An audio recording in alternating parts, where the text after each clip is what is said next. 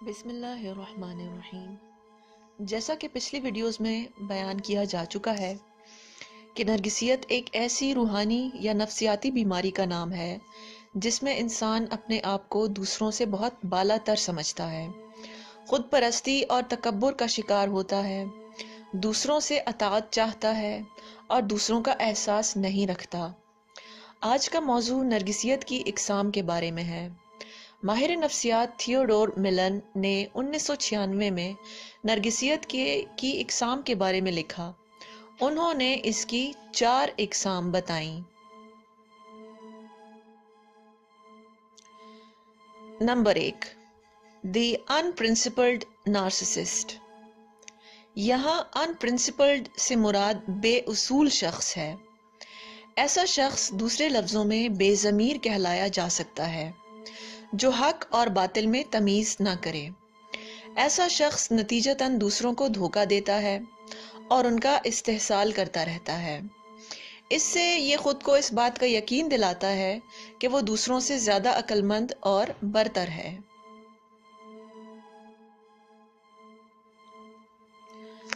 Number 2، دی ایمورس narcissist. یہاں ایمورس سے مراد عاشق مزاج یا جنسیت پرست انسان ہے۔ ایسا انسان اپنی قدر کو اپنی جنسیت کی بنیاد پر پرکھتا ہے اور ایک کے بعد دوسرا تعلق استوار کرتا رہتا ہے، گویا بے وفا ہوتا ہے اور بڑی بے حسی سے محبوب بدلتا رہتا ہے، یہاں تک کہ لوگوں کا پیسہ لوٹنے اور ان کو طرح طرح کے دھوکے دینے سے بھی باز نہیں آتا۔ نمبر 3، دا کمپنسیٹری نارسسسٹ۔ یہاں کمپنسیٹری سے مراد ایسا شخص ہے جو اپنے بچپن یا ماضی میں ہونے والی بدسلوکی یا اس کے نتیجے میں آنے والی احساس کمتری کا ازالہ اپنی ہی پیدا کرتا احساس برتری سے کرتا ہے۔ یہ اپنی ایک تخیلاتی دنیا تخلیق کر کے اس میں اپنے آپ کو ایک دیوی یا دیوتا کا مقام دیتا ہے اور اس پر یقین بھی رکھتا ہے، گویا یہ حقیقی دنیا میں نہیں بلکہ تصوراتی دنیا میں رہتا ہے، جہاں یہ خیالی کامیابیوں کے سہارے لوگوں کو متاثر کرنا چاہتا ہے۔ اب اس مقصد کے لیے اس کو ایسے سادہ لوح انسان بھی چاہیے جو اس کی باتوں کا یقین بھی کریں، اور وہ اس کو مل بھی جاتے ہیں، مگر پھر بھی یہ اپنے آس پاس کے لوگوں کی طرف سے ملنے والی ذرا سی تنقید کے بارے میں بہت زیادہ حساس ہوتا ہے، کیونکہ یہ اپنی اصلیت کا سامنا نہیں کرنا چاہتا اور اپنے دیومالائی تصور کو قائم رکھنا چاہتا ہے۔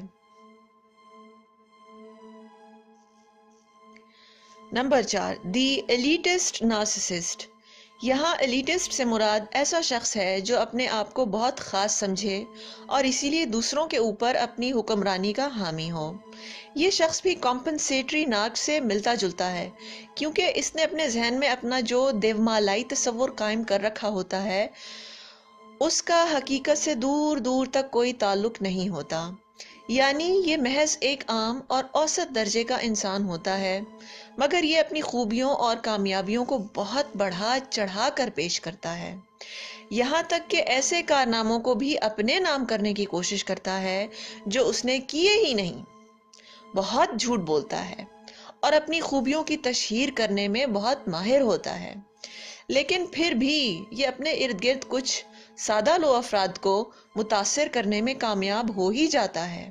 اس کو لگتا ہے کہ چونکہ یہ دوسروں سے بہت برتر ہے، لہٰذا اس کا حق ہے کہ اس کو کچھ خاص اختیارات بھی ملیں، اسی لیے یہ اپنے تعلقات میں اکثر ایک میدان جنگ کی صورت پیدا کر لیتا ہے، جہاں اس کو ہر وقت دوسروں سے مقابلے کی پڑی رہتی ہے، چاہے یہ تعلق دوست سے ہو، رشتہ دار سے ہو یا اپنے ساتھی کارکنان سے ہو۔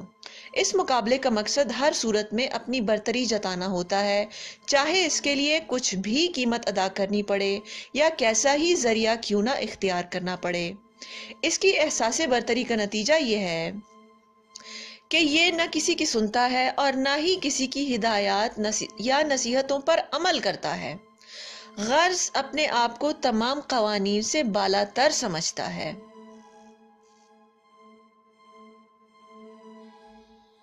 یہ نرگسیت کی 4 اقسام تھیں، مگر ضروری نہیں کہ کسی نارک یعنی نرگسیت کی بیماری کے شکار انسان کی علامات صرف ایک زمرے میں ہی آئیں۔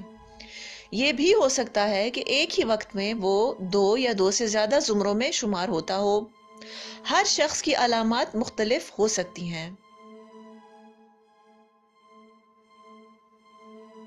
امید ہے کہ آج کی ویڈیو سے آپ کو نرگسیت کو مزید سمجھنے میں مدد ملی ہوگی۔